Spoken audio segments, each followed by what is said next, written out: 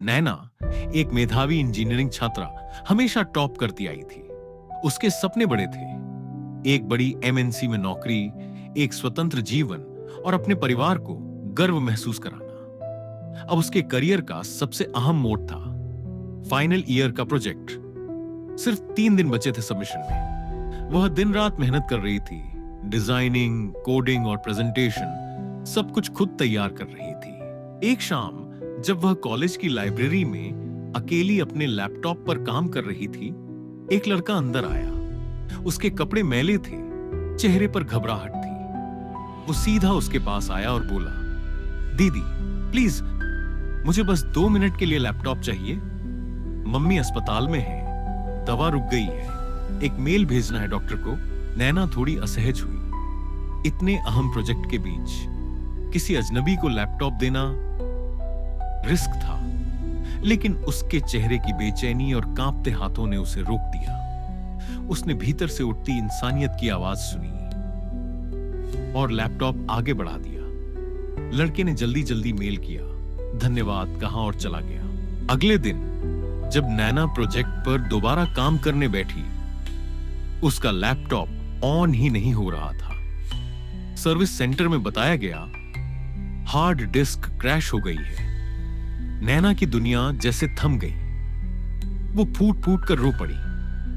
पूरा साल की मेहनत, उसका सपना, सब खत्म। वो खुद से नाराज थी। क्यों दिया था लैपटॉप? क्या जरूरत थी इतनी दया दिखाने की? लेकिन कहीं भीतर से आवाज आ रही थी, शायद उसकी जरूरत तुम्हारी से बड़ी थी।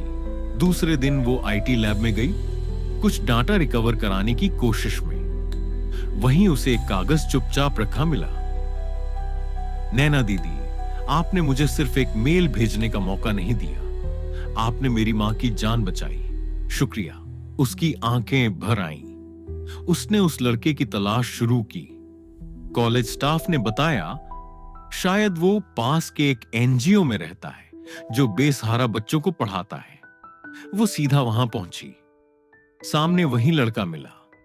अब मुस्कुराता हुआ, दीदी मैं आपको ढूंढ नहीं पाया, लेकिन जब लैपटॉप से मेल किया तो मैंने देखा आपका काम खुला था।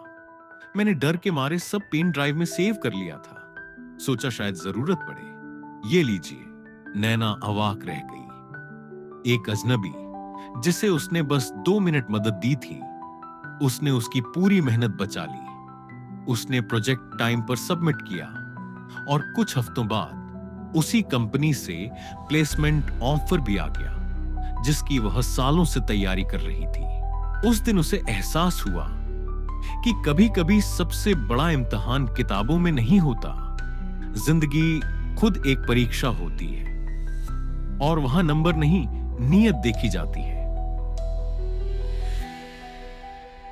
सीख, मॉरल। जब आप बिना किसी स्वार्थ के मदद करते हैं तो ब्रह्मांड उसे लौटाता है। कभी समय पर मदद में तो कभी उम्मीद से ज्यादा इनाम में।